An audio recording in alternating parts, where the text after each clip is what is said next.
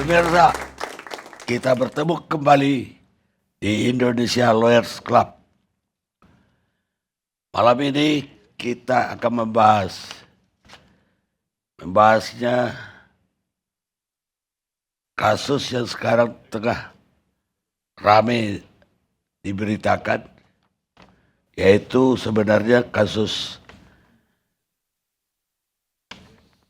Menteri Pertanian, yaitu Syahrul Yassin Limpo yang lagi diusut oleh KPK. Dan hari ini atau malam ini baru saja diumumkan ada 3 tersangka, termasuk Menteri Syahrul, atau sekarang udah mantan karena baru mengundurkan diri. Dan Menteri Syahrul ini hari ini lagi tidak hadir ke KPK karena lagi mengunjungi orang tuanya di ujung pandang kalau nggak salah. Dan ini ada buntut, yaitu Syahrul Yassin Limpo 5 Oktober yang lalu melapor ke Polda Metro Jaya bahwa dia diperas oleh pimpinan KPK. Dan akhirnya berita itu atau rumor itu menyudutkan ke Ketua KPK, Firly Bahuri. Dan kalau kita lihat dari semua itu bisa timbul atau pecah kembali cicak versus buaya yang dulu diproklamirkan oleh Kabar Reskrim Mabes Polri Susno Duaji. Dan kalau benar Syahrul Yassin Limpo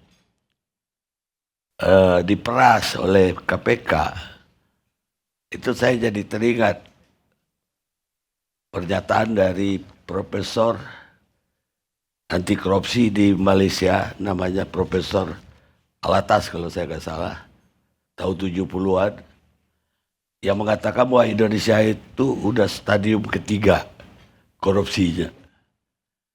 Kita kenal kalau penyakit kanker, stadium ketiga itu tinggal 1 tingkat lagi. Stadium keempatnya kalau nggak mati, kalau nggak diamputasi. Dan syukur alhamdulillah sampai hari ini negara kita belum bubar atau belum diamputasi. Pada ramalannya stadium ketiga, berarti stadium keempat udah terjadi sekarang harusnya. Kapan itu stadium ketiga itu terjadi? Ketika seorang yang korupsi berurusan dengan instansi lain, dikorup lagi hasil korupsinya tadi. Jadi kalau dia seorang pegawai negeri korupsi, taruh dia pejabat di Pemda, dan kemudian dia mau sekolahkan anaknya, diperas lagi oleh kepala sekolah. Itulah yang dinamakan stadium ketiga, ketika seorang koruptor pun jadi korban korupsi. Dan kalau itu terjadi benar, ya kita bisa, negara ini bisa mati juga atau diamputasi. Dan karena ini saya namakan KPK versus Polri. Dulunya cicak lawan buaya, kalau sekarang karena cicaknya juga udah gede, saya namain KPK versus Polri, buaya lawan buaya.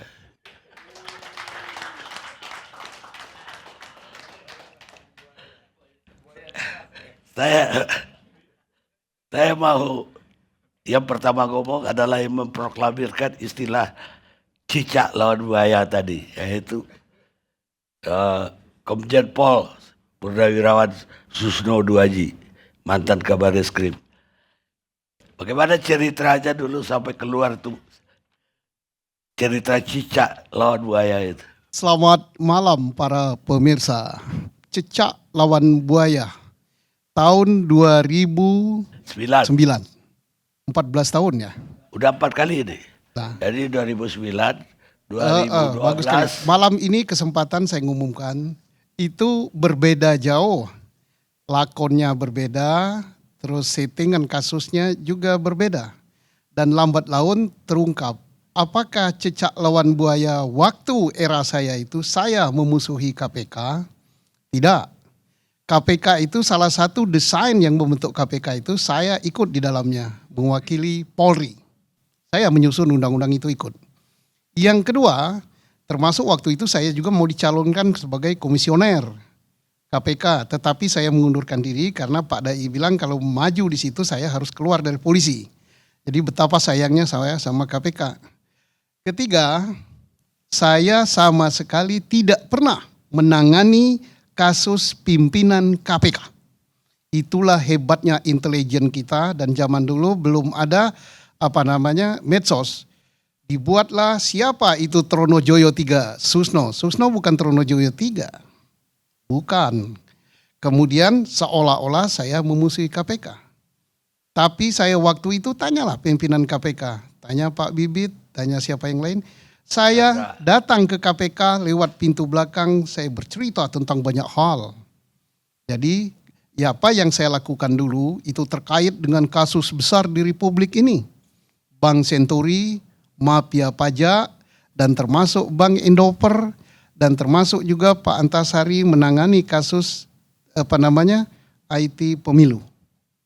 Jadi artinya sama sekali saya tidak memusuhi KPK, apalagi menjatuhkan KPK. Tapi demikian hebatnya penggiringan opini seolah-olah saya membuat permusuhan KPK dengan polisi, dengan Polri.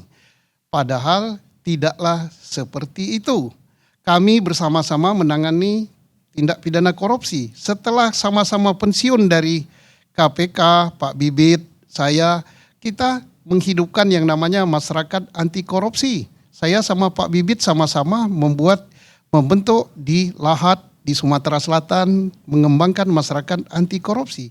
Tidak ada sama sekali, dan saya tidak pernah menyidik pimpinan KPK. Baik Pak Bibit, Pak Abraham, siapa lagi waktu itu ya? Tidak ada. Yang nyidiknya adalah ditunjuk ketuanya itu Wakabarisskrim. Saya sama sekali tidak. Tanya dengan beliau. Beliau DPR yang datangi saya. Tidak. Saya tidak pernah menyidik. Tidak pernah membuat perintah penangkapan. Tidak pernah membuat perintah penahanan. Bahkan saya menentang terjadinya itu. Tapi demikian penggiringan opini. Tapi tidak ada apa. Masyarakat tambah lama tambah tahu. Dan zaman dulu belum ada medsos. Paling SMS berbayar. 1 kali SMS itu 500. Pak Susno, dugaan itu yang Ari Muladi menyuap pimpinan KPK, Bapak tangani nggak? Tidak. Tidak ya? Saya tidak menangani itu, saya tidak menangani lain karena saya asingkan di situ.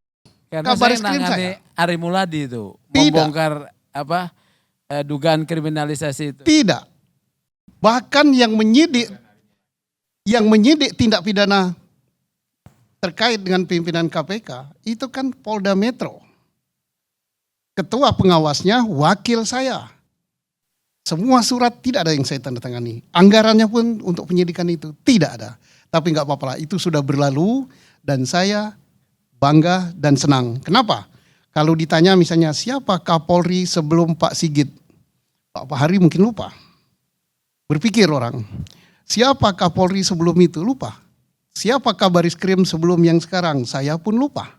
Tapi kalau ditanya siapa Susno Duaji, orang akan ingat itu polisi gila kata orang. Jadi paling tidak orang mengenang saya.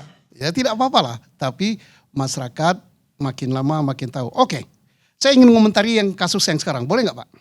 Enggak, sebelumnya pertanyaannya. Jadi artinya yang menandatangani Pak Bibit dan Pak Chandra tidak ada tanda tangan, bahkan parap saya pun tidak ada. Tidak ada. Parap saya tidak ada. Tanda tangan tidak ada. Siapa yang tanda tangan kalau gitu? Enggak, udah membuka luka lama tidak elok Pak. Ya Kabarisskrim ke Pak Susno. Saya. Iya, paling kurang kan dilaporin. Tidak. Mereka tanda tangan. Tidak, tapi siapa yang tanda tangan, siapa yang merintahkan, siapa yang ikut rapat, saya tidak akan buka luka lama. Biarlah derita itu saya, tapi masyarakat tahu. Iya, setelah Pak Ito pun apakah dia itu kasus itu sudah selesai karena Pak Bibit sama Pak yang ditahan itu, Chandra sudah dilepas. Saya tidak pernah nangani itu. Oke. Oke, terkait dengan penamaan apa namanya? Setelah itu kan Pak Susno yang diperkarakan. Ya. Yang memperkarakan Mabes sendiri. Ya, saya ditangkap anak buah saya bilang tangkaplah saya. Siapa yang memerintahkan gak usah ditanya. Saya ini tidak ditangkap oleh Pak Yasin loh. Saya ditangkap sedang jabat oleh anak buah saya. Ada enggak? Anak buah Polsek nangkap Kapolsek aja enggak ada. Kabariskrim masih aktif bintang 3 yang ngamuk beliau ini. Datang ke kantor saya sampai rapat di kantor saya. Itu. Ya, berarti tapi mulai saya buka sekarang dikit-dikit ya. Ia menangkap ketika itu. Ya anak buah saya bilang tapi bukan. Kapolri ketika itu. Disekap. Di bandara. Dipenjarakan. Ya, dipermalukan. Yang sedang jabat. Padahal saya izin waktu itu. Saya izin keluar mau berobat kan. Saya ditangkap oleh anak buah saya. Tunggu. Sekarang kenapa Pak Susno bilang ya KPK itu cicak, Mabes, Nah Polri. itu. Pak Susno lagi disidik oleh KPK apa waktu itu? Tidak disidik. Jadi pada waktu itu kita cerita, ada wartawan Tempo kalau nggak salah. Kita cerita tentang alat penyadapan KPK beli. Saya beli, saya sudah ada bukan saya. Polri sudah punya. KPK beli, terus ceritalah punya KPK kemampuannya gini, punya kejaksaan gini. Saya bilang punya polisi lebih mampu lagi, bisa kita nyadapnya banyak dan sebagainya. Ya kalau banding-bandingan apa ya, saya kan bukan orang teknologi kan. Kira-kira saya bilang, kebetulan di dinding itu ada cecak yang kucek-kucek itu. Saya bilang kalau dia cecak kami buaya lah. Jadilah itu ditulis, diplesetkan menjadi itu. Tapi tidak ada saya ingin, KPK itu saya promosnya juga kok. Bukan isunya waktu itu Pak Susno lagi diusut Nah, KPK. itulah yang dibuat oleh informasi intelijen supaya rakyat Indonesia sadar untuk menjatuhkan seseorang itu dibuat begitu. Saya berapa kali datang ke KPK bercerita tentang berbagai masalah, tidak ada masalah. Tanya Pak Ade Raharja, saya membuat menginformasikan bagaimana menangani korupsi dan sebagainya, termasuk tentang Pak Bibit dan Pak Chandra. Saya sampai ke KPK menjelaskan itu. Tapi saya dibuatkan suatu informasi seolah-olah saya ada kasus, seolah-olah saya dibuntuti oleh KPK, seolah-olah. Ya seolah-olah itu menyebabkan Pak Susno naik darah. Bilang lu itu kan cuma cicak, gua ini buaya. Bukan, sudah ada. Sebelumnya sudah ada. Cicak itu kan terkait dengan pemberitaan di majalah Tempo yang pertama.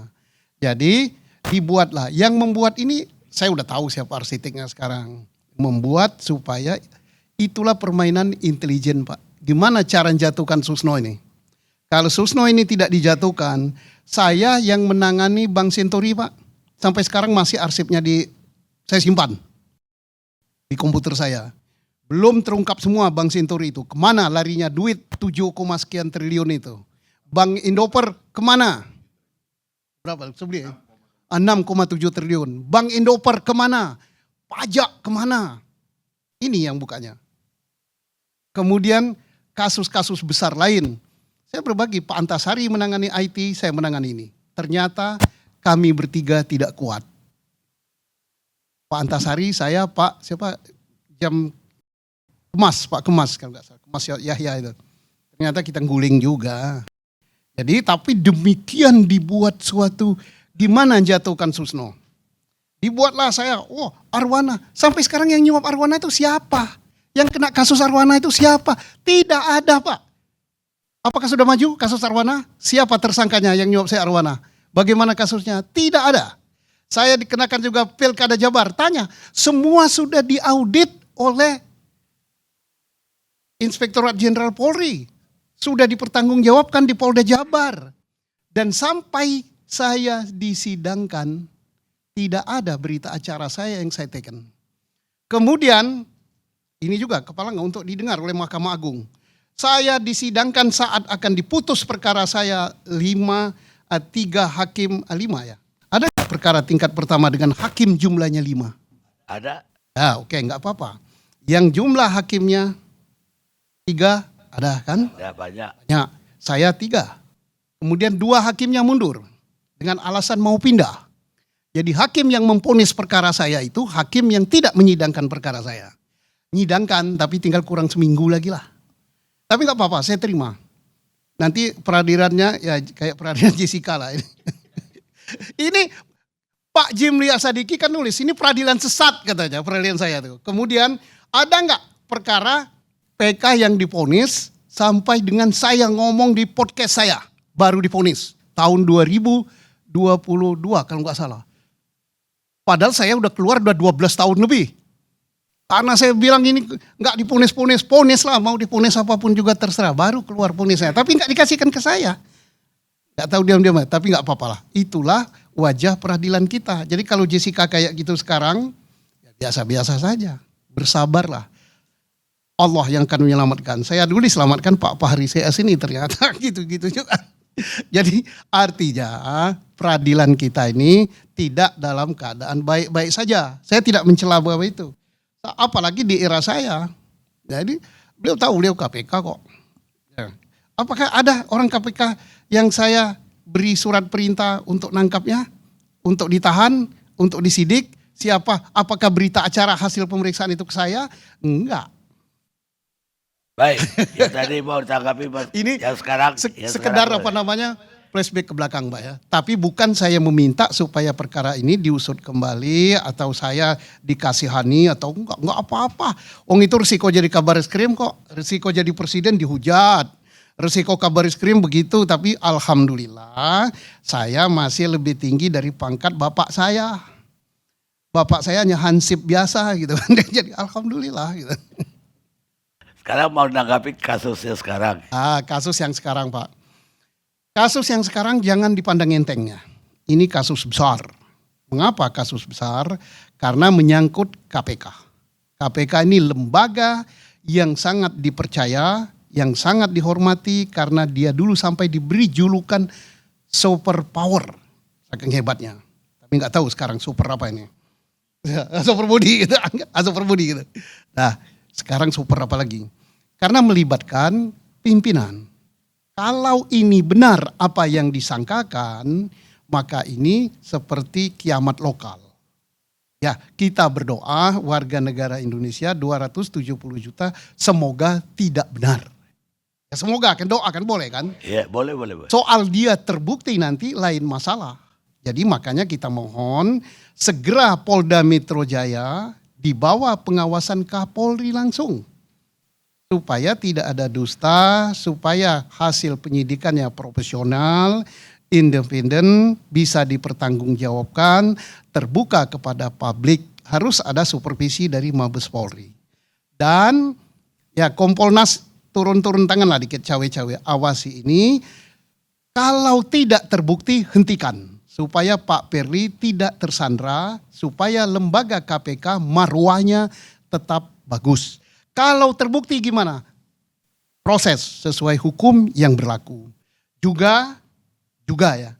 Karena dalam kasus ini kan ada kasus korupsi dengan tersangka Pak Yassin Limpo, ada kasus senjata api.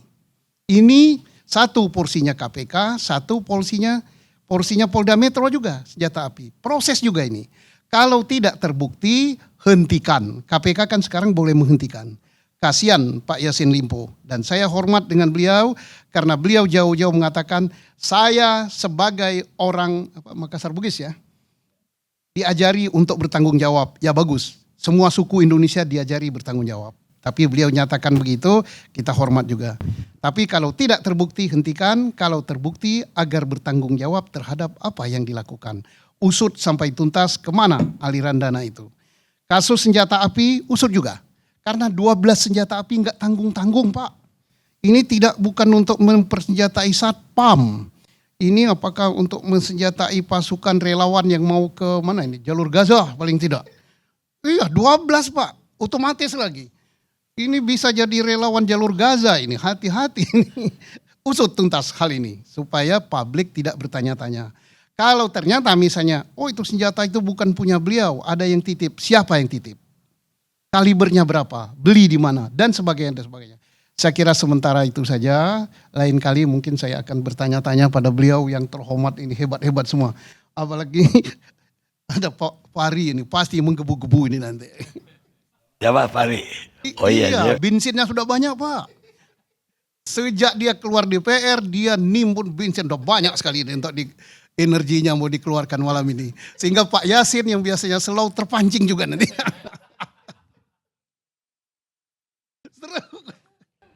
Saya mau dengar dari Pak Yasin. Karena ketika cicak buaya itu Pak Yasin ada di KPK. Gak ada tanggapannya atas penjelasan Pak Susno. Assalamualaikum warahmatullahi wabarakatuh. Selamat malam dan salam sejahtera para narasumber yang saya hormati. Saya sebutkan satu persatunya, Bang Karni dan Permesa semuanya yang ada di rumah maupun yang ada di sini. Jadi kalau kita membuka peristiwa yang lama, tadi disinggung oleh Pak Susno itu seperti membuka luka lama, itu memang tidak elok Pak. Kalau telling the truth di hadapan publik seperti ini kurang elok kan.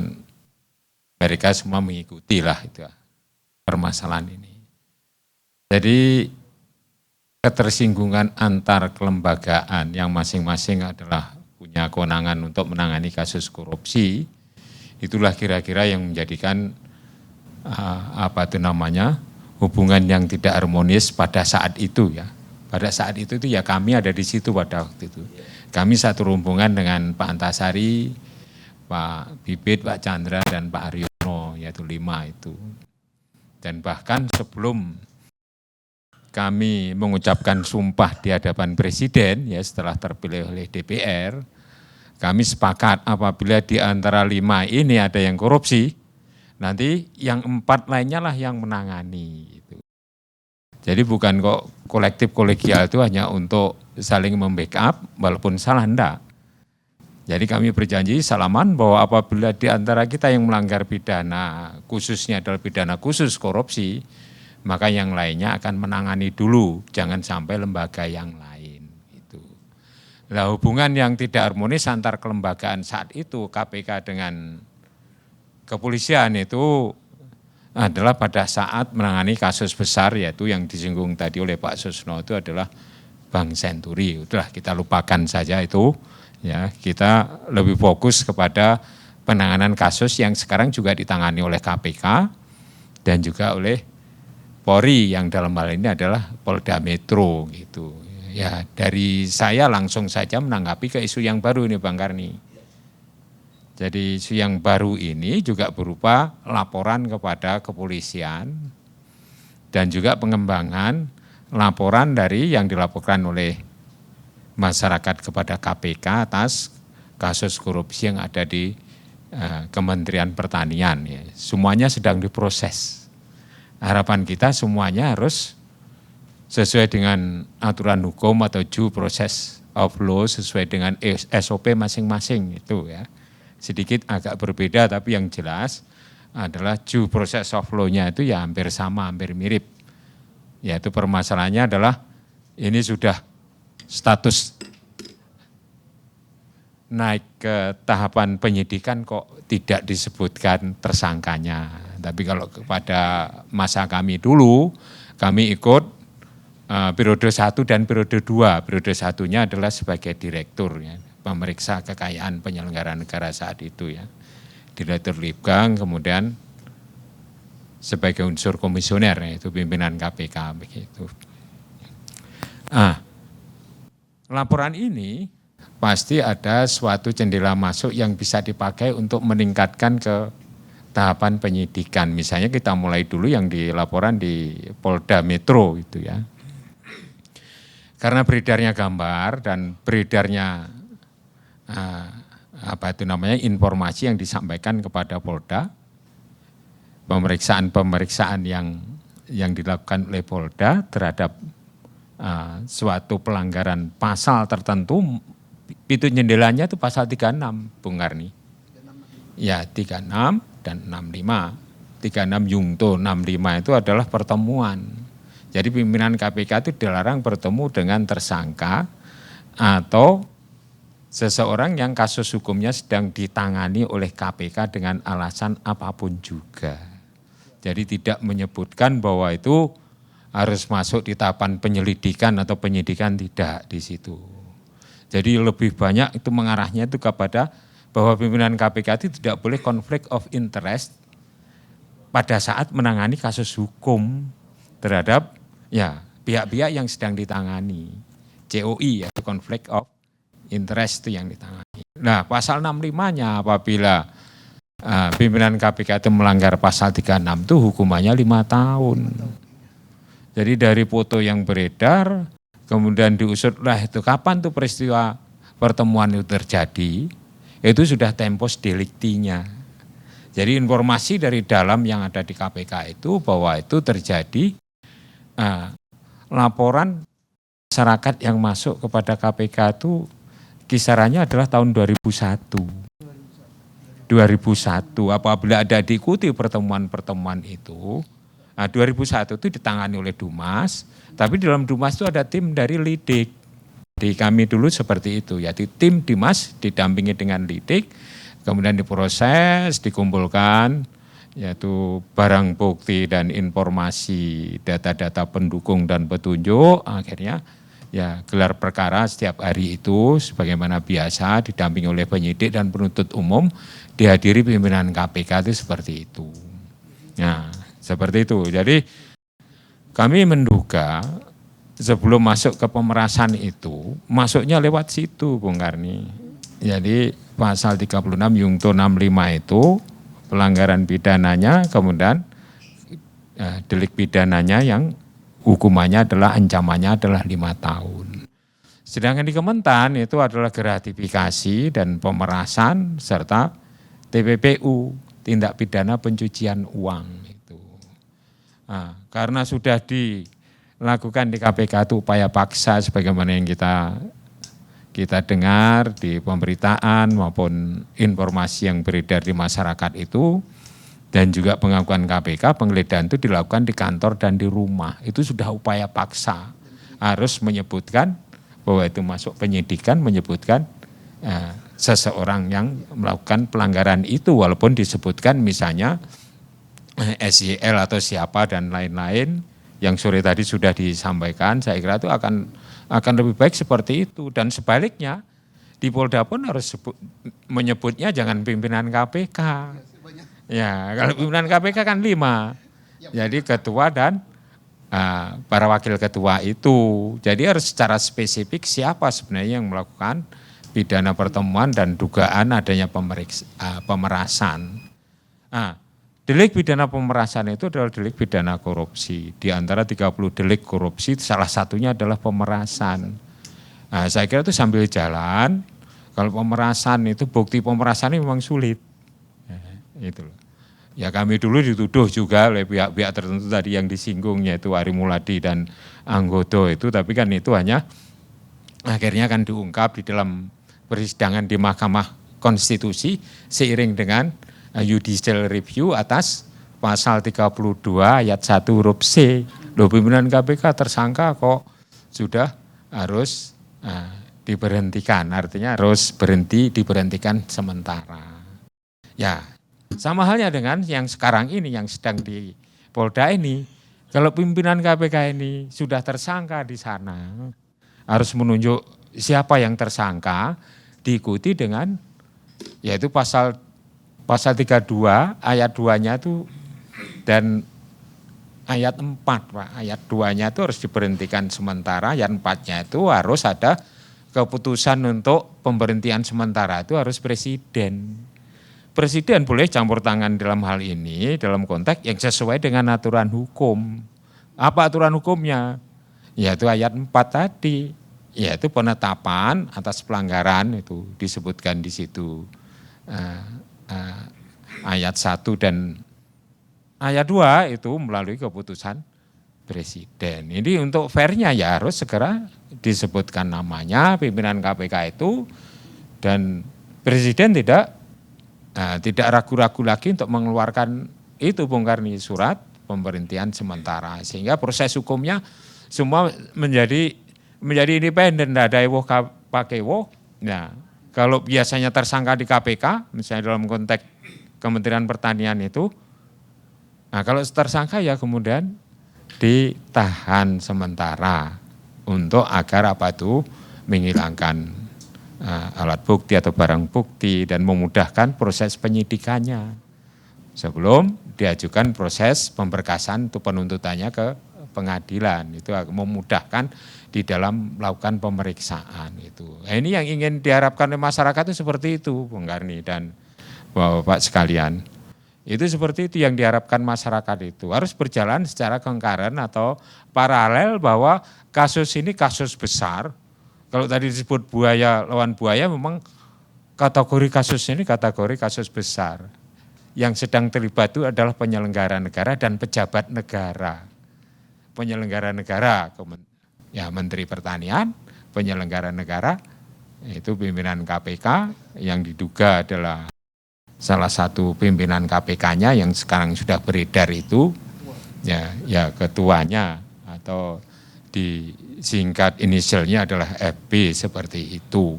Itu juga pejabat negara dua-duanya. Pimpinan KPK adalah pejabat negara, makanya ini besar ini. Jadi tidak ada ketersinggungan antar kelembagaan dalam kasus ini, tidak berbeda. Ini harus diproses hukum dan dipertontonkan kepada masyarakat bahwa proses hukum ini harus bersih dari pengaruh manapun juga. Seandainya ada campur tangan presiden sesuai dengan aturan hukum, pasal 32 ayat 4 tadi penetapan itu sesuai yang digariskan sesuai dengan Undang-Undang 19 tahun 2019. Maka ini rasa keadilan masyarakat akan terpenuhi, tidak terlukai. Nah, ini harapan masyarakat seperti itu. Ini kasus ini tidak ada hubungannya dengan agenda negara di dalam Pilpres ini. Kalau memang ada pidana, ya waktu apapun juga harus diproses hukum. Kalau ditunda-tunda nanti timbul ya spekulasi masyarakat, ya wah ini ada barter atau ada misalnya penghambatan dari suatu partai yang artinya tertentu yang menjadi rivalnya atau di luar koalisinya. Saya kira kita harus berpikir jernih bahwa ini murni kasus hukum ini Bang Karni. Ya, saya kira itu yang bisa kita sampaikan di dalam introductory remark, kecuali kalau ada hal yang ditanyakan. Ada.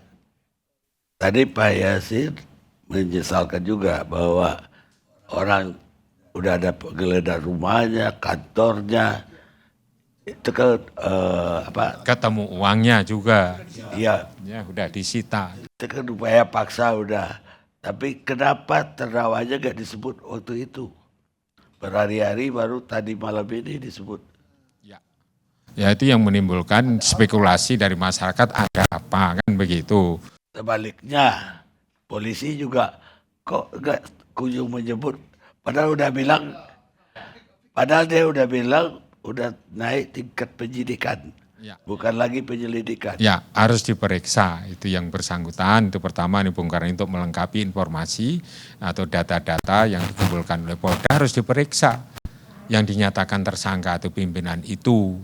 Jangan bergulir, kemudian masyarakat menduga-duga, itu saya kira kurang bagus itu suasana kondisi kita itu ya. Pimpinan KPK. Iya, kalau pimpinan KPK kan 5 itu. Ada 5. Ya, jadi kira-kira yang ya tapi fotonya beredar foto satu orang. Ya, yang beredar foto satu orang. Dan menurut pengakuan pelapor bahwa pernah mendatangi ke rumah yang ada di foto itu. Ya, ini pimpinan KPK yang ada di gambar itu. Nah, kenapa kok tidak begitu segera gitu? Kalau itu harus di backing up atau misalnya dinaungi oleh Kapolri, saya kira itu bagus lah. Jadi jangan sampai ada katakanlah dugaan-dugaan yang miring, ini ada permusuhan individu, ini janganlah. Ini murni kasus hukum ini Bang Karni. Saling sandera sekarang. Ya, saling sandera karena ada background, misalnya ada Kapoldanya pernah ya misalnya bersinggungan dengan pimpinan KPK, ketua KPK-nya, jangan itu. Sekarang murni kasus hukum, maka pernyataan dari Kapolri menyampaikan seperti itu, saya kira menjernihkan suasana ya. Bahwa ini adalah murni kasus hukum, bukan hal yang ketersinggungan pribadi. Gitu Bung Karni. Baik, Pak Yasin. Sekarang kita pindah ke Pak Saud Situmorang, mantan Wakil Ketua KPK RI. Pak Saud, selamat malam. Malam, salam dari Jombang. Tadi ikutin diskusi kami di sini. Ikut. Ambil jalan nih, lagi di Jombang posisinya. Salam dari Jombang, Jawa Timur. Ya banyak kagum topinya katanya. Agak gelap gambarnya dikit, masih di mobil. Baik, Pak Saud. Kalau mengikuti, apa tanggapan Pak Saud? Ya kasusnya sih, Udah tiga kali cicak lawan buaya. Saya naikkan peringkatnya malam ini. Buaya lawan buaya. Karena udah sama-sama kuat. ya tapi kalau kasusnya nggak selesai, nanti cicak lawan cicak ini. Ya, kalau kasusnya nggak selesai. Karena kasusnya buaya lawan buaya, kalau selesai dengan baik, sesuai dengan hukum yang adil, hukum yang benar, hukum yang berkepastian, hukum yang bermanfaat, kan gitu ya. Jadi maksud saya, ini menariknya sebenarnya kalau kita mau ya, kalau kita rajin, walaupun saya sih sumbernya C3 ya, yang saya kumpulkan sumber intelijen saya C3 lah, bukan A1. Saya nggak ngelihat sendiri kejadiannya. Saya juga nggak ikut meriksa gitu. Jadi maksud saya kalau melihat dari sumber C3 itu, saya bisa menggambarkan sebenarnya banyak yang menarik. Kalau kita mulai penyelidikan itu, pengaduan itu, masuknya itu dalam catatan saya 2021. Nah, kemudian kasus main badminton itu diduga Oktober 2022. Kemudian kasus penyelidikan mulai masuk Januari something 2023. Kemudian penyidikan masuk di sekitar Juni 2023. Kemudian surat penandatangan yang disebutnya tertunda karena yang bersangkutan berangkat ke Korea itu September 2023. Nah, dari sequence itu memang banyak yang menarik. Kita belum tanya lagi Febri masuk di bulan berapa ya. Kita belum masukkan variabel Febri itu masuk di bulan berapa. Tapi kalau menurut pengakuannya kan dia masuk di proses penyelidikan. Jadi Febri itu masuk kira-kira ya di bulan-bulan awal 2023. Itu kan penyelidikan mulai, kemudian ekspos penyelidikannya itu 2023 itu Juni, tertunda-tunda sampai September, kemudian dibikin penetapan walaupun di Juni September atau Juni 2023 itu 3 TSK itu sudah ada gitu. Jadi maksud saya, kalau tadi Pak Yasin sudah menjelaskan adanya potensi pasal 36 dan 65, ya memang ini bisa debat beberapa hari kalau dikatakan di situ mesti masuk penyidikan dulu, karena penyidikannya itu September ya penyelidikan, kemudian masuk ke penyidikan diputuskan September itu bisa debat. Tetapi ini sains kita bahwa kalau memang dia Januari atau tidak disebutkan, pokoknya 2021 itu pengaduan masyarakat masuk, itu sebenarnya sudah masuk di ranahnya KPK. Saya nggak tahu mereka kirim lewat pos, kalau lewat depan dia ngirim, dan itu sangat tercatat, dan itu nggak ada alasan pimpinan KPK nggak tahu. Kalau 2021 ya, asumsinya bulan berapa pun itu 2021. Karena dia bilang itu main di lapangan tenis itu, badminton itu Oktober September, kemudian dibantah lagi, expose lagi itu 22 Maret 2023. Jadi itu nanti sequence itu menarik. Ini menarik. Nih saya menggambarnya detail ya. Saya menggambarnya detail, coba nggak sampai jam per jam aja gitu. Jadi per bulan aja itu udah menarik sebenarnya. Yang intinya saya sependapat dengan Pak Susno, ini kasus besar, tentunya buaya dengan buaya, tapi kalau nggak diselesaikan pasti jadi cicak lawan cicak gitu ya. Jadi sekali lagi kita harus menganggap ini karena memang sudah banyak ya. Pada bagian lain kita juga nggak bisa berharap di Dewas. Saya selalu mengatakan per Dewas 01, 02, 03 itu jelas sebenarnya. Peraturan Dewan Pengawas 101, 02, 03 itu jelas sebenarnya. Yang itu sangat tidak etis gitu. Kalau di sana peraturan Dewas 01, 02, 03 itu kan ada disebut mengenai nilai-nilai integriti, sinergi, kepemimpinan, profesionalisme, terus kemudian keadilan, profesional kayak begini, mengawal kasus. Berintegritas mengolah kayak begini, sinergik ini yang benar gitu ya. Jadi sekali lagi Dewas sebenarnya sudah bisa menyimpulkan dari sumber-sumber yang ada saja, Dewas sebenarnya sudah bisa memutuskan, menyimpulkan, sehingga kemudian disarankan untuk mundur. Karena kalau menurut peraturan Dewas, kalau sanksi berat itu dia hanya minta mundur. Pak Karni mungkin itu sementara ini kalau ada mau dilanjutin supaya kita kasih kesempatan kepada yang lain. Ya, saya pikir itu dulu sementara Pak Karni. Omongan saya tercapture tadi ya. Ada yang kabur atau apa gitu karena sambil bergerak. Kalau soal yang dituduhkan kepada pimpinan KPK, tidak hanya soal foto, tapi dibilang ada pemerasan juga. Itu penyelidikan intelnya Pak Saud gimana? Ya, saya pikir menarik kalau kita masuk di sekuensi itu, Pak Karni. Tetap aja masuknya di sekuensi itu. Mungkin kalau untuk pasal 65, pasal 35, pasal 3665 mungkin kan kita nggak usah actus reus, mens rea dan segala macam. Karena 65 itu tegas Pak Karni. 36 dan 65 itu tidak langsung dengan alasan apapun, nggak boleh. Udah itu aja. Dengan alasan apapun langsung tidak langsung itu nggak boleh ketemu. Jadi kalau di alasan, saya nggak tahu ada kasus itu, salah besar dong. Pimpinan KPK harus tahu dong semua yang dikerjakan oleh pengaduan masyarakat. Nah, pertanyaan Bung Karni tadi, kalau kembali ke persoalan pemerasan itu, kalau kita lihat di sekuensnya itu memang bisa jadi. Karena memang ketika kemudian itu ditandatangani pada saat beliau yang ke Korea, September ditandatangani, expose-nya itu adalah Juni, bayangin Juni, Agustus, September, ya kan? Ada 3 bulan gitu tertunda-tunda. Pada saat yang bersangkutan ke Korea, kemudian ditandatangani penyidikannya oleh salah satu seorang pimpinan, ya. Saya nggak tahu itu seperti apa sebenarnya.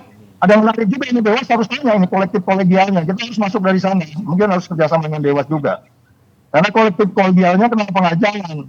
Sebenarnya kalau belajar dari kita selama di sana, juga Pak Yasin juga bisa menjelaskan. Ketika sudah skor katakanlah 3-2 ya, kan 5 pimpinan KPK, skor 3-2 anggap kasus IKTP ya, 3-2 skornya, ya terserah mau Pak Agus tanda tangan atau saya atau Pak Laude gitu, terserah siapa aja, yang penting udah gak perlu nunggu-nunggu sebenarnya. Nah ini kan menjadi pertanyaan, ada apa gitu loh. Sedangkan penyelidik udah minta untuk tanda tangan tapi tidak ditandatangani. Ada apa sebenarnya? Jadi pertanyaannya.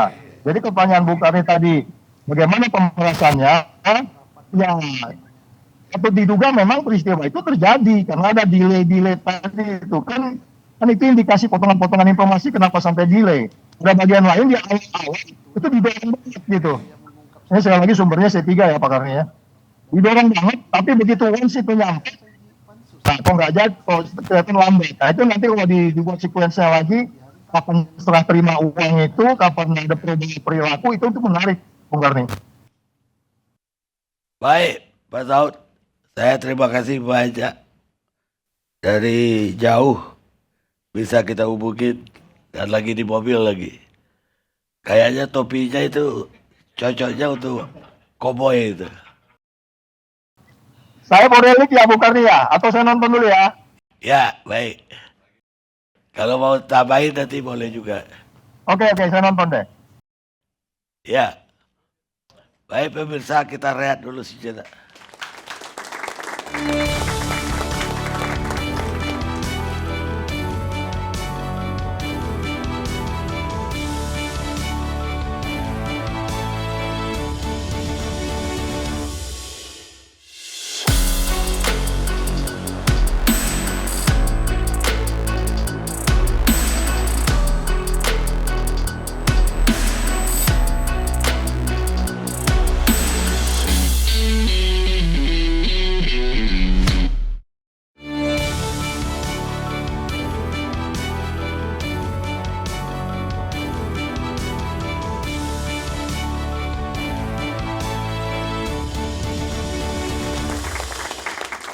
Pemirsa, kita lanjutkan diskusi kita. Sekarang saya mau mendengar dari Edi Asibuan, Direktur Eksekutif Lemkapi. Apa itu Lemkapi? Lembaga Kajian Strategis Kepolisian Indonesia. Mantan Kompolnas. Ormas. Sama dengan abang. Sama dengan abang. Ah? Sama dengan abang. Mantan Kompolnas. Ya, dia melanjutkan saya. Apa tanggapannya sebagai Lemkapi? Ya, terima kasih Bang Karni dan juga para narasumber yang lainnya. Malam ini memang luar biasa para narasumbernya. Tentu saja apa yang terjadi kemarin, Bang Karni, saya sendiri sangat merasa prihatin ya. Kenapa demikian? Karena memang dalam kasus ini juga menyangkut ada anggota Polri juga, walaupun misalnya purnawirawan, tetapi tentu saja juga tetap tidak baik ya. Kemudian kemarin saya juga memberikan pernyataan di berbagai media, artinya memang ini tentu membuat kita terkejut. Kenapa terkejut? Karena ya ini bisa berdampak besar. Tadi Bang Susno juga sudah menyampaikan bahwasannya ini menyangkut masalah lembaga yang dipercaya oleh masyarakat, kemudian juga tokoh penting, kemudian dilaporkan oleh pihak lain, yang pasti memang kita harus hati-hati. Paling tidak Polri dalam ini, Polda Metro Jaya, harus hati-hati betul. Paling tidak harus profesional.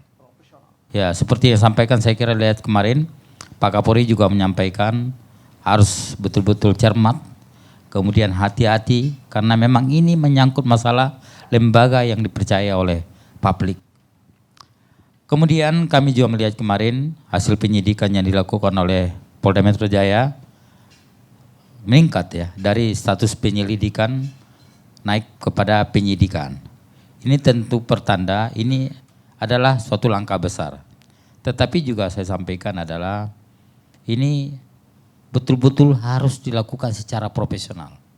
Karena ini menyangkut masalah lembaga yang besar, lembaga yang dipercaya oleh masyarakat, tentu semuanya harus dipertimbangkan. Kenapa demikian? Karena ini bisa membuat gejolak di dalam masyarakat. Saya masih ingat betul dulu bagaimana kasus Bang Susno, ada cicak buaya ya, tadi udah dijelaskan juga sama Bang Susno. Tetapi lagi-lagi adalah ini tentu memang harus menjadi pemikiran. Apalagi saat ini kemarin kalau kita lihat Kapolri juga sudah menyampaikan akan dilakukan supervisi dari Barreskrim Polri dan itu dilaksanakan. Tetapi sebetulnya menurut kami yang paling baik adalah menangani kasus ini adalah Mabes Polri. Jangan Polda Metro Jaya. Dan kami mengharapkan ini akan menjadi masukan untuk Polri. Kenapa demikian? Karena kita harus menjaga betul persepsi yang kurang baik. Jangan sampai misalnya karena ada sesuatu misalnya kan kemarin juga ada konflik katanya saya baru dengar, tapi ini juga harus betul-betul dijaga. Jadi tentu saja yang kita harapkan adalah harus ada penanganannya lebih lebih independen mungkin ya kalau misalnya ada masalah sebelumnya. Tapi kalau saya sampai sekarang melihat tidak ada masalah nih Bang Susno. Tapi mungkin ada informasi. Tapi kami melihat memang ini masih berjalan dengan baik. Namun demikian untuk menjaga lebih netral lagi. Tentu ini akan lebih baik jika ditangani oleh Barreskrim Polri.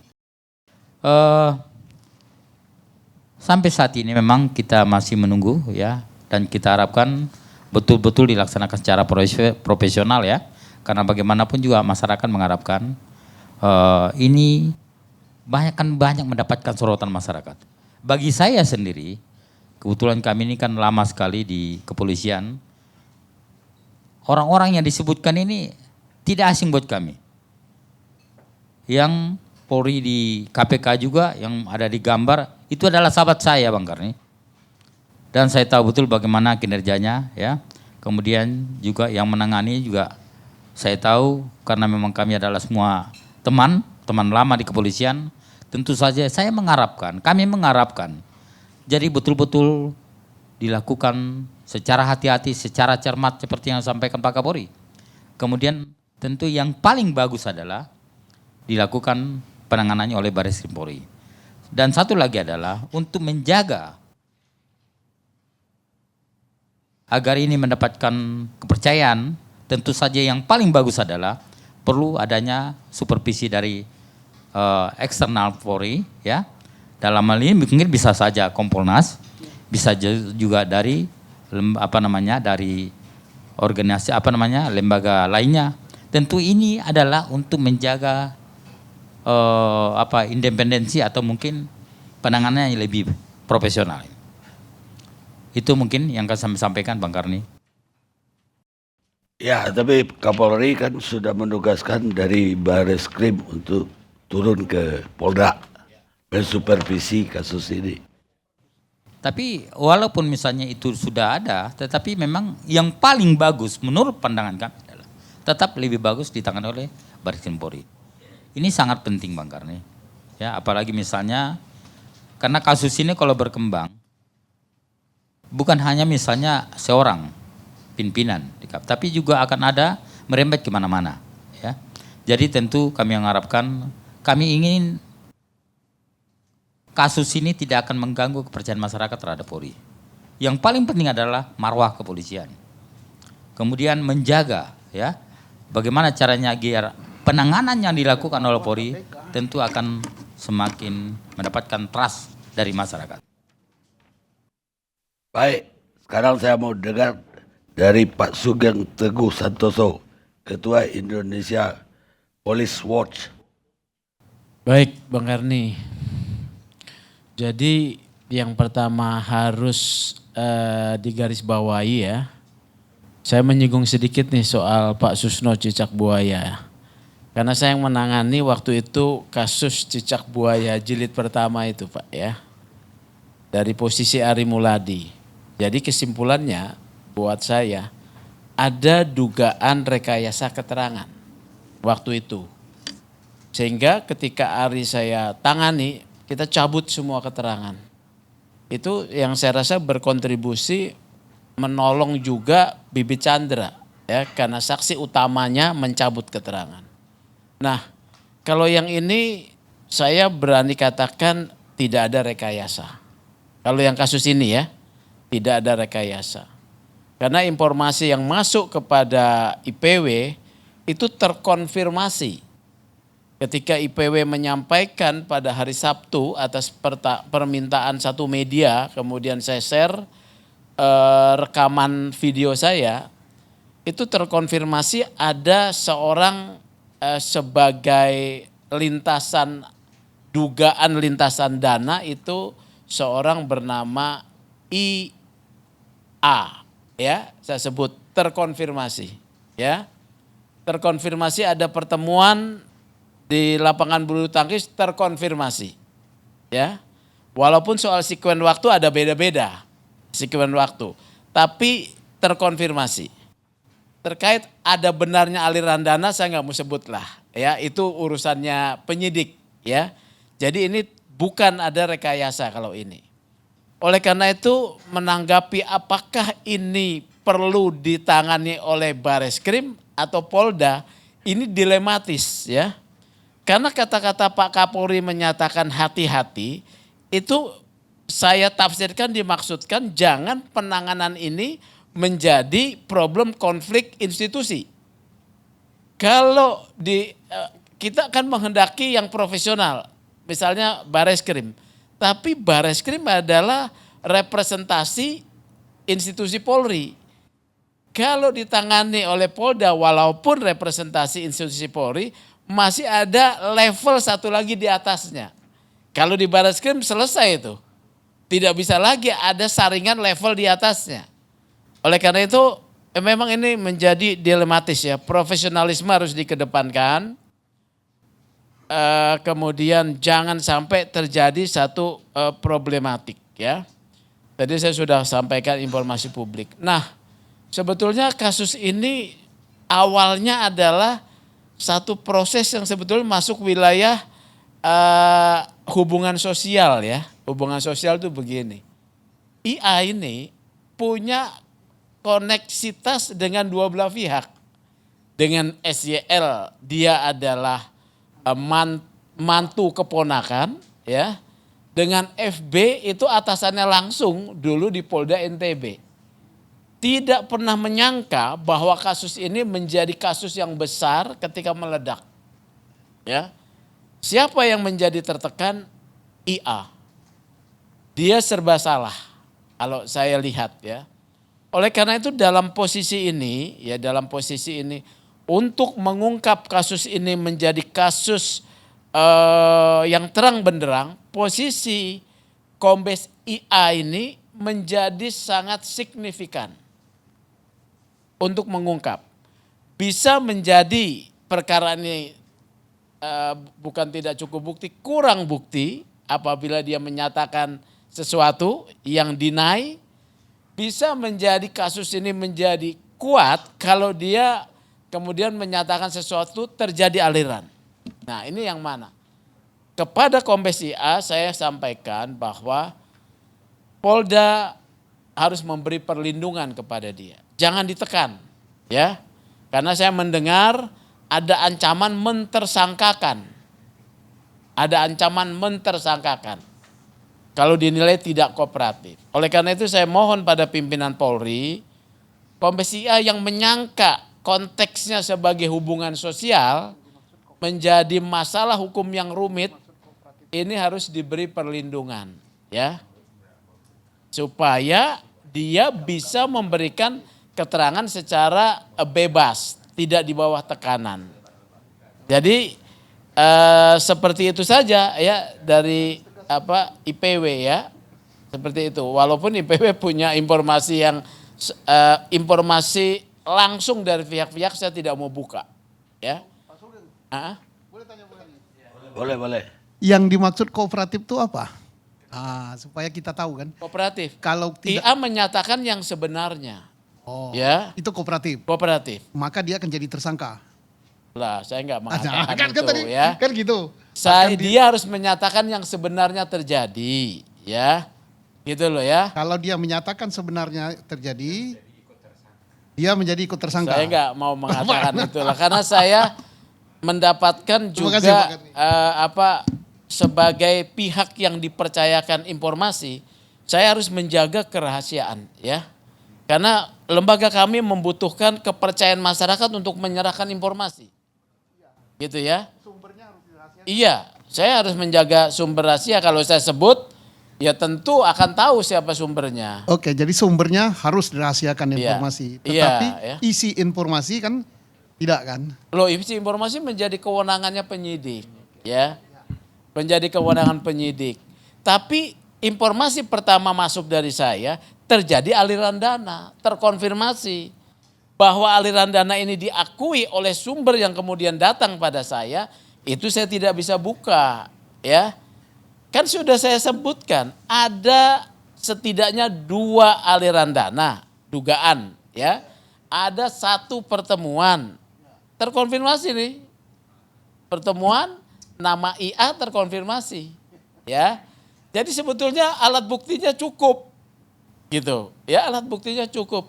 Makanya kasus ini sebetulnya ngeri-ngeri sedap, ya sedap buat masyarakat karena ada tontonan baru, ya ngeri-ngeri karena ini menyangkut high profile, yaitu seorang pimpinan KPK dengan inisial FB. Itu saja dulu Pak Karni, ya. Baik.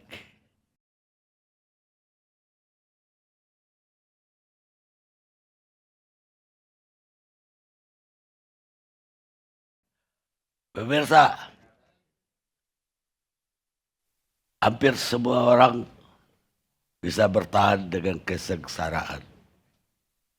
Tapi kalau mau tahu karakter seseorang, berilah dia kekuasaan. Robert Ingersoll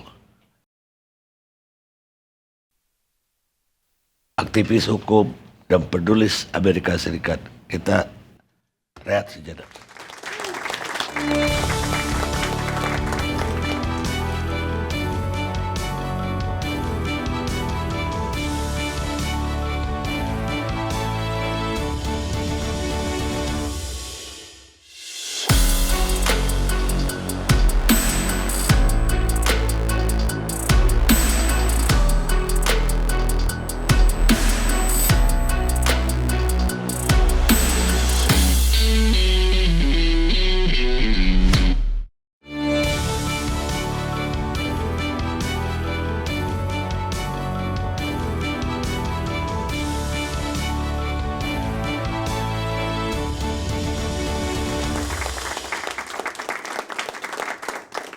Pemirsa, kita sampai di ujung acara. Sekarang saya mau bergabung dengan Profesor Romli Atmasasmita, pakar hukum pidana. Ya, selamat malam Bang Karni dan kawan-kawan yang lain yang hadir. Prof, ikutin dari tadi diskusi kita. Ikuti, ya. Ikuti sampai bosan dengernya saya. Kalau begitu saya ingin pendapat Prof terhadap diskusi itu. Diskusinya tidak menarik menurut saya, maaf aja. Tidak menarik, kurang tajam. Kurang tajam ya. Ya. Ya Padahal mereka takut-takut. tokoh-tokoh semua itu di depan. Ya tapi Luar biasa. takut-takut. Ya itu. Gak berani, Bro. Ya di sini aja takut apalagi jadi pimpinan KPK. Mana? Sugang. Boleh saya komentar? Ya, memang kita tunggu komentar Ya. Prof. Saya melihat perkembangan KPK jilid 1 sampai terakhir hari ini. Ya, menurut saya ya, apa yang terjadi hari ini KPK Pak Firly juga terjadi dulu sebetulnya. Bedanya apa? Kalau yang dulu kompak, pimpinan dan bawahan, kompak. Satu kata keluar, nggak ada lagi yang konflik. Yang sekarang nggak kompak. Pimpinan dan penyelidik ke bawah itu konflik. Nah itu. Sehingga ada bocoran. Ya kan? Masalah waktu Anies saja. Bocor itu. Dari dalam keluar. Sehingga sekarang eksternal KPK bisa mengikuti perkembangan dalam. Tadi itu yang sampaikan tuh oleh Bang Saud, Intel. Intel dari mana Bang Saud? Persis apa yang ada dalam KPK itu. Sekuen-sekuennya segala macam. Gue Pak Yasin, mana mungkin nggak ada informasi orang dalam Pak Yasin. Jangan, kita harus terus terang aja. Febri, nggak mungkin. Jadi terus terang, ya sudah internalnya konflik, eksternalnya bertentangan, selalu berlawanan, selalu mendapat komentar dari ex-pimpinan KPK yang lama, yang tidak rela dikeluarkan kemarin karena tes kewarganegaraan gagal. Kan terus tuh berlanjut, ya kan? Terus terang aja, apa Fahri itu saksinya. Ya, tahu kita dalemannya udah. Masalahnya sekarang, tadi aja saya lihat diskusinya muter-muter di pemerasan. Kenapa? Kalau dulu jilid 3 ada kejadian begini, pasti dibilangnya corruptor fight back. Betul nggak? Ini korupsi fight back katanya. Betul. Sekarang nggak ada kalimat itu muncul. Baik di medsos maupun di mana-mana. ICW pun diem. Pecah kongsi. Iya itulah. Makanya Bang Karni, ini suara bagaimana angin. Ya, jadi terus terang saya ikuti dari awal sampai sekarang, baik KPK maupun non KPK maupun eksternal maupun NGO sama, inkonsisten. Maaf aja nih, harus terus terang saya. Kadang-kadang munafik. Masih ingat nggak? Denny Indrayana, Wamen. Pengacara koruptor. Buktinya apa? Dia jadi pengacara koruptor kan? Febri juga sama. Kok nggak ada komen tuh dari teman-teman yang katanya pejuang anti korupsi? Saya ikuti loh ini. Mereka kompak, Prof. Ya itulah makanya. Dulu solid, luar dalam. Sekarang di dalam nggak solid. Jadi celah. Kebetulan ada kekecewaan kan. Dikeluarkan. Novel misalnya. Ya. Sekarang pertanyaan saya ini ya. Inkonsisten. Sejak kapan di polisi, ada polisi dipecat, melanggar hukum jadi tersangka, bisa masuk lagi jadi polisi? Sejak kapan? Sejarah kepolisian tuh nggak ada yang begitu. Tanya Pak Susno tuh, ada polisi yang dipecat tersangka masuk lagi jadi polisi?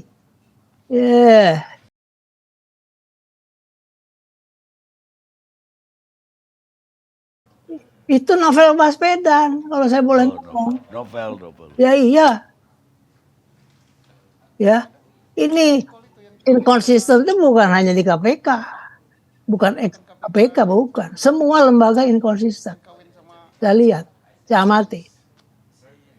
Jadi kalau kita melihat cerminan KPK, ya, cerminan KPK itu cermin budaya bangsa.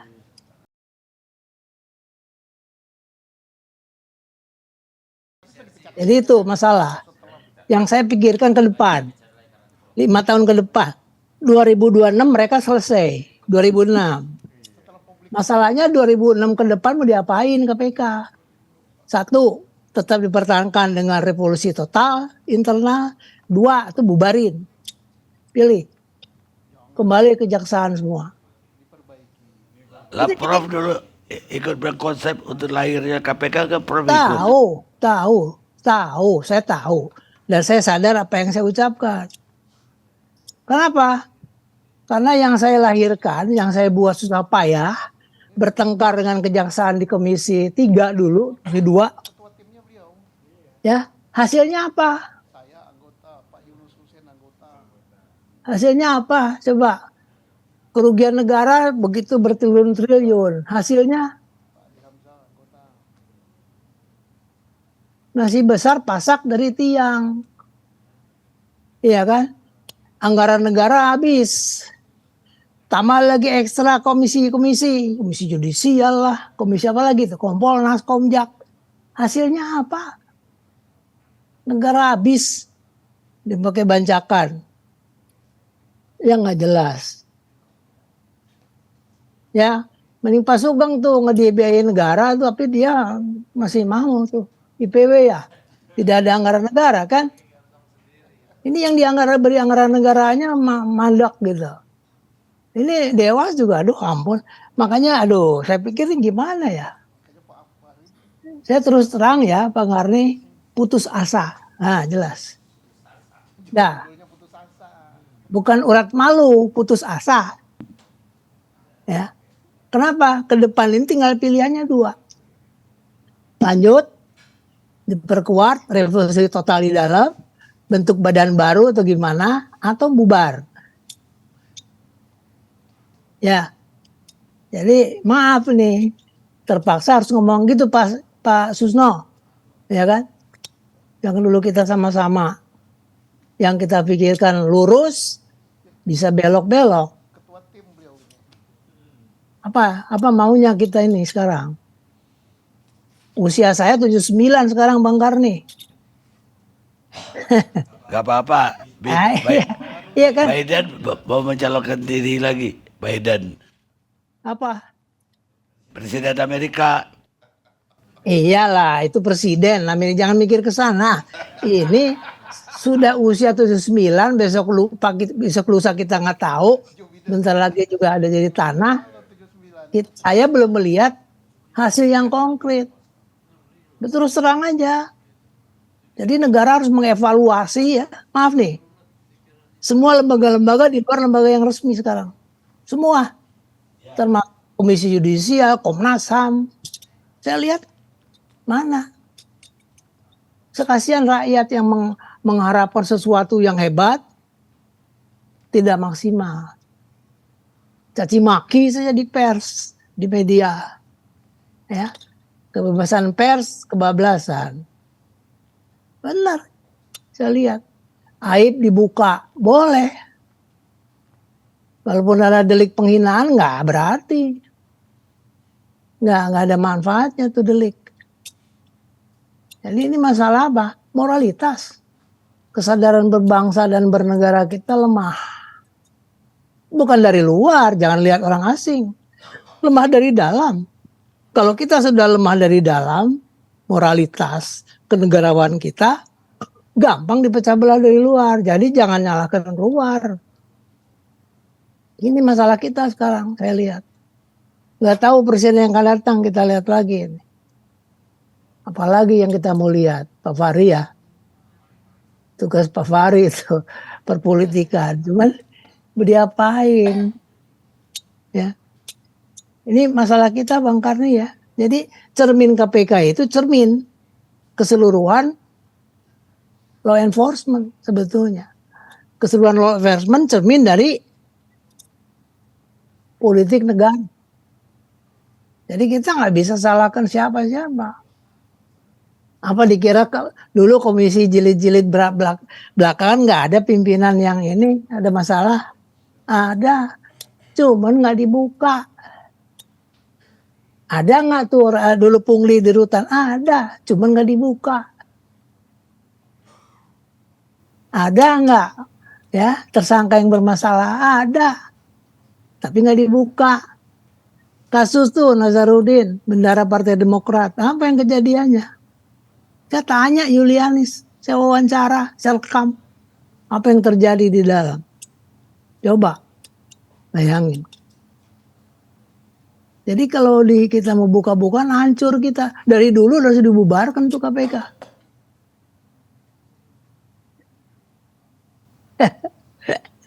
Itu komen saya, Bang Barni. Saya nggak mengkomen soal pemerasannya, soal tipikornya. Selama sistem kita masih begini, undang-undang kurang apa Bang Karni? Korupsi 71 perbaiki 99 kurang. Tambah undang KPK kurang lagi.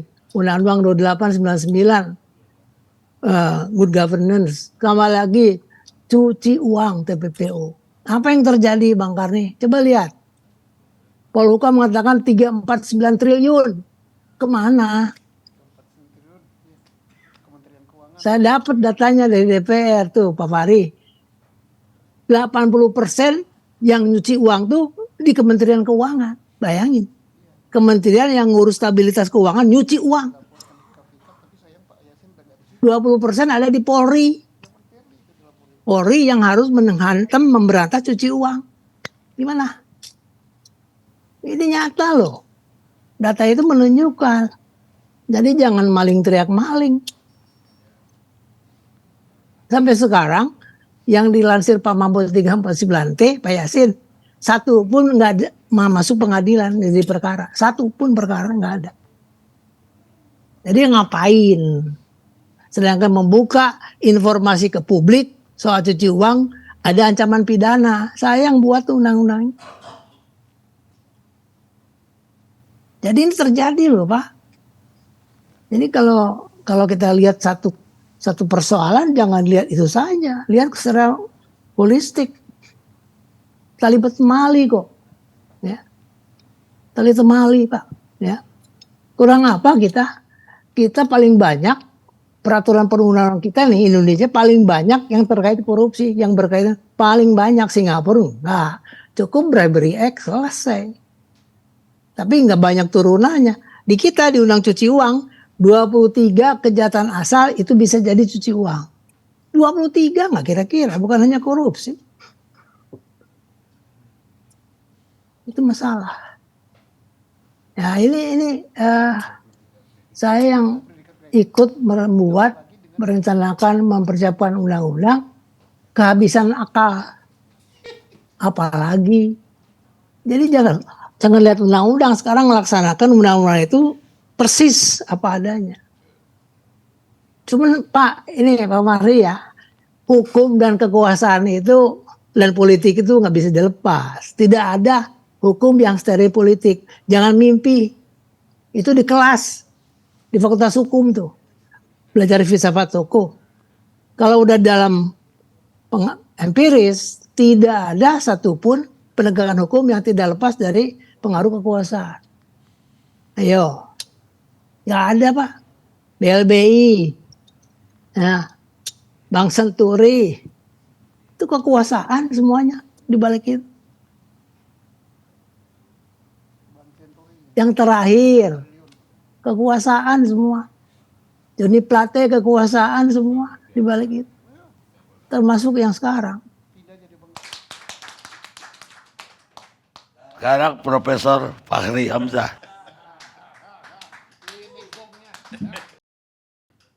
Baik, terima kasih. Assalamualaikum warahmatullahi wabarakatuh.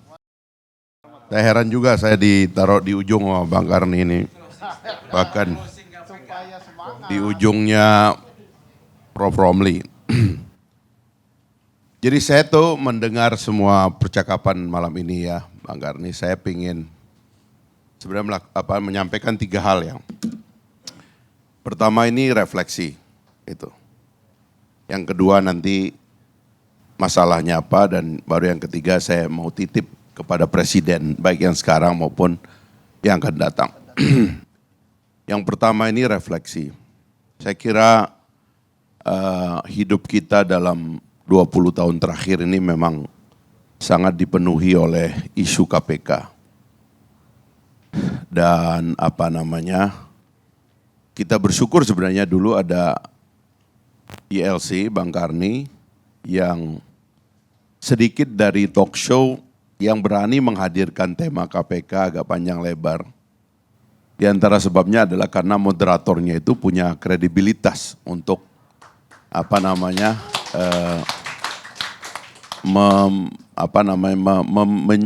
menjadi penengah bagi perdebatan. Dan yang menyebabkan relatif ada forum yang seimbang. Karena saya terus terang, saya sendiri mulai mengkritik KPK 2006 dalam kasus Rohmin Dahuri dulu. Wah itu berat sekali. Saya menitip satu paper untuk dimuat di koran-koran, nggak ada yang mau muat itu, nggak boleh. Mereka mengatakan kami ada kerjasama dengan KPK, tidak boleh memuat tulisan yang mengkritik KPK. Luar biasa itu dulu dan mencekamlah suasananya itu KPK itu. Memang tidak boleh dilawan pada waktu itu. 2012 saya menulis buku, judul awalnya buku itu adalah Kenapa KPK Gagal. Lalu saya revisi judulnya dan menulis argumentasi sistemik tentang bagaimana pemberantasan korupsi itu bisa efektif. Tapi karena saya di Komisi 3 waktu itu dan apapun yang terjadi, ILC adalah forum yang menghidupkan kita semua dan kemudian ada kontestasi pikiran, lama-lama akhirnya terbuka juga lah jalan untuk mau ya KPK itu melihat bahwa ada masalah di dalamnya. Ya. Dan kita bersyukur juga orang seperti Prof. Romli, Prof. Andi Hamzah itu masih hidup ya Bang Karni, dan menurut saya suatu hari kita perlu ajak duduk Bang Karni bukan untuk bicara kasus, tapi untuk memikirkan dan membantu presiden yang akan datang bagaimana sebenarnya kita menghadapi isu korupsi ini. Sebab kalau kita bicara sengketanya, cecak buaya tadi yang menjadi buaya lawan buaya tadi yang seperti Pak Susno, ini karena ada sedikit dari banyak orang ya, tapi ada 3 kombes ini yang menjadi monumen juga dalam konflik ini. Jadi kombes pertama itu namanya Susno Duaji. Ya. Ini adalah kombes pertama yang terlibat konflik. Komjen pertama, ada 3 komjen. Jadi ini komjen pertama yang terlibat konflik gitu. Dan saya terus terang menyaksikannya dari dekat. Mulai dari Pak Susno dituduh melawan KPK, sampai kemudian Pak Susno melawan institusinya sendiri, Dan kemudian kabar reskrim ini ya saya sebenarnya karena kenal pribadi sama beliau dan melihat ya kebetulan ini ada kesamaan antara Komjen yang pertama dengan yang ketiga nanti. Ini sama-sama orang Palembang, kebetulan mirip mertua saya juga, ini garis keras sebenarnya ini ya. Tapi karena saya mengenal beliau, saya mengikuti begitu kapan beliau benturan dengan KPK dan kemudian benturan juga dengan Mabes Polri. Sampai suatu hari ada dua peristiwa yang penting sekali. Suatu hari Kapolri sudah ada di istana, Pak Hendarso, melaporkan kepada Pak Presiden bahwa Pak Susno yang diramaikan di luar sebagai aktor otak dari cicak buaya ini ya sudah akan mengundurkan diri. Dan Pak Nanan waktu itu Kadip Humas itu sudah mengumpulkan wartawan di depan Mabes ya. Beliau sudah akan mengumumkan. Saya dengar pagi itu, saya lari ke Mabes dengan teman-teman.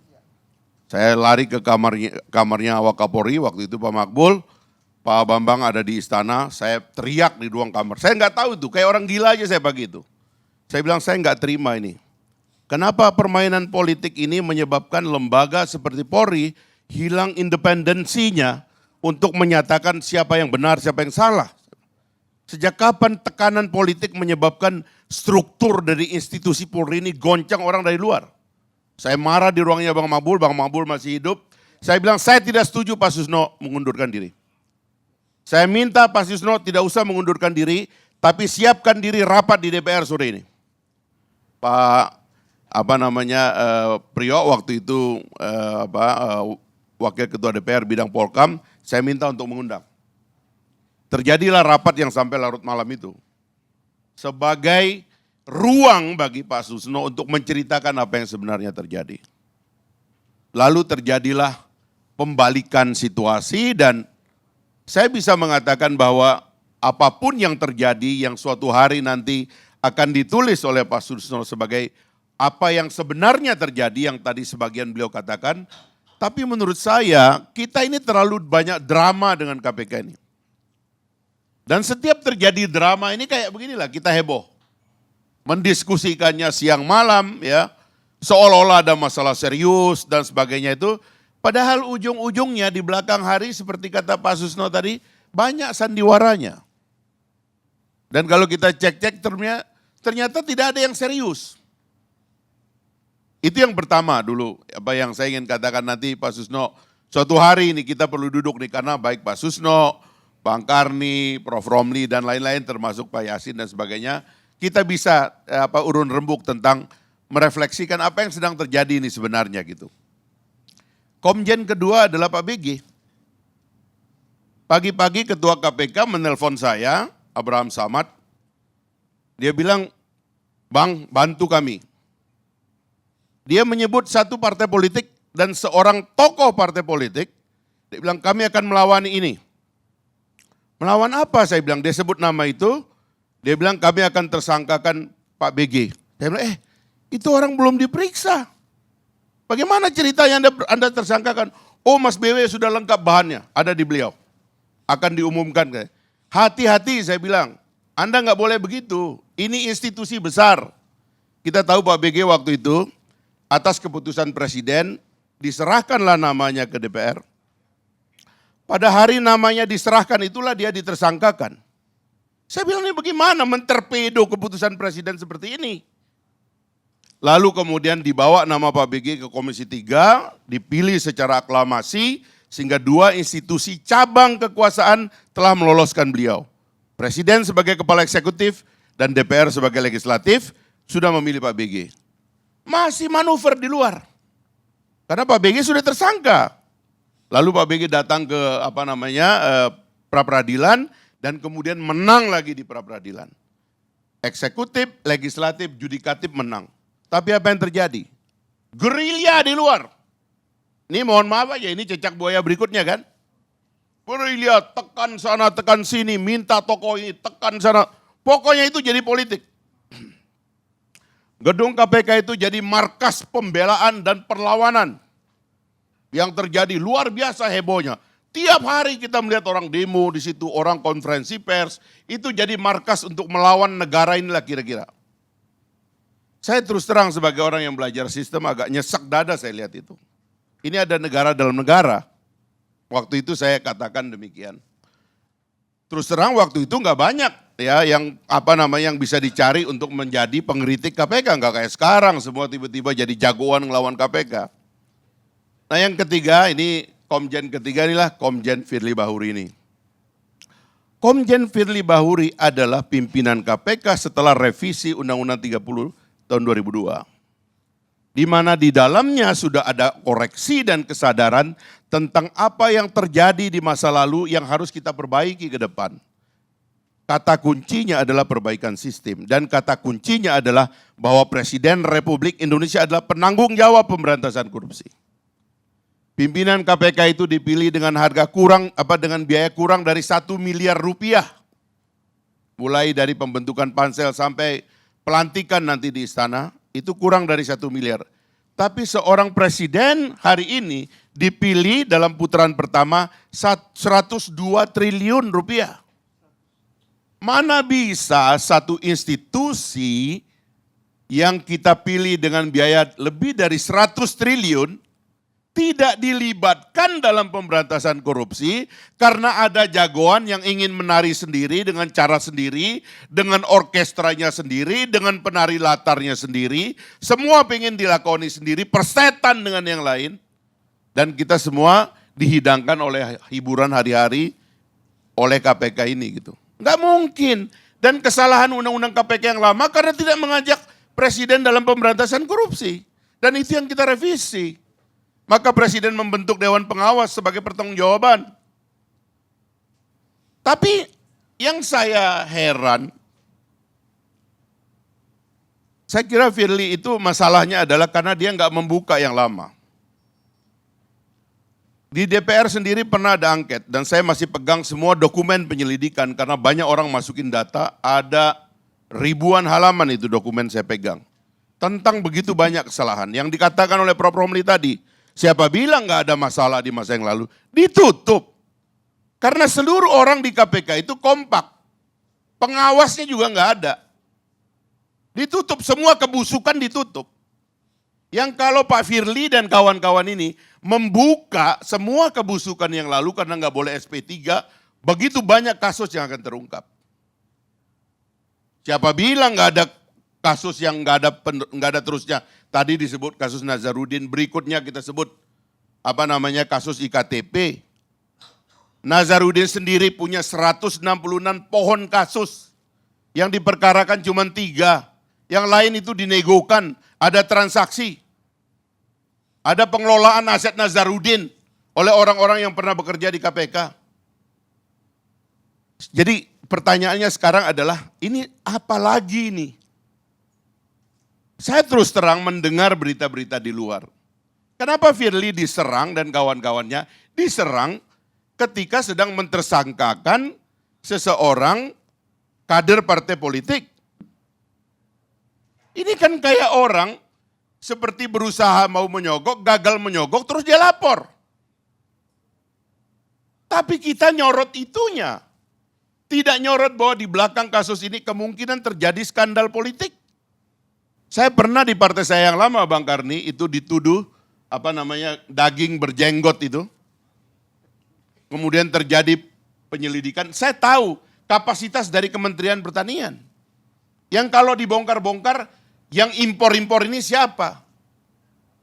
Siapa yang akan kena? Tapi beginilah Bang Karni, itu masuk ke dalam topik refleksi tentang 3 komjen tadi. Dan komjen yang terakhir sama dengan komjen yang pertama, ini sama-sama orang Palembang nih. Setahu saya ini garis keras. Enggak gampang juga ya. Mau dibentak-bentak kayak gini susah juga kawan itu. Enggak mudah juga digertak-gertak. Beberapa bulan yang lalu, bulan Juli, diumumkan penyidikan, pembocoran dokumen di SDM. Firly lagi yang dituduh. Sampai hari ini enggak ada. Ini kan gertak-menggertak aja. Yang nggak selesai-selesai gitu loh.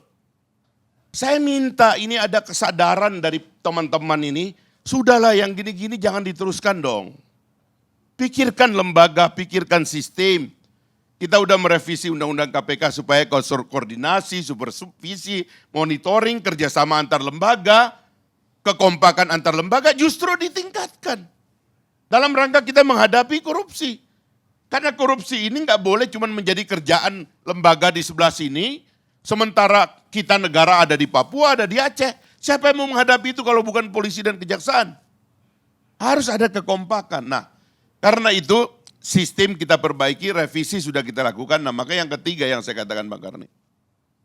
Saya berharap kepada Presiden, ini tahun pemilu, KPK sudah diperpanjang setahun sama umur kekuasaannya sekarang dengan Presiden.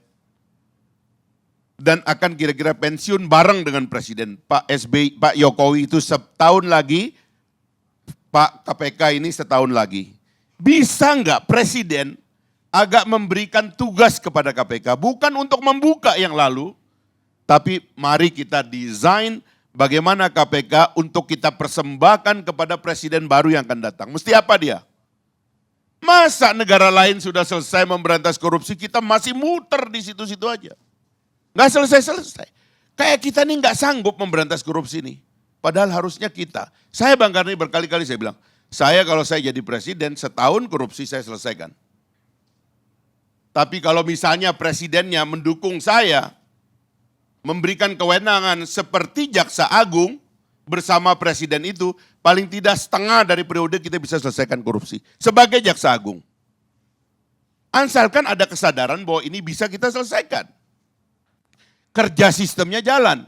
Tapi kalau dibiarkan ini gontok-gontokan yang tidak selesai-selesai, mengentertain dari orang-orang politik, mencampur aduk antara politik dengan penegakan hukum ya nggak akan selesai.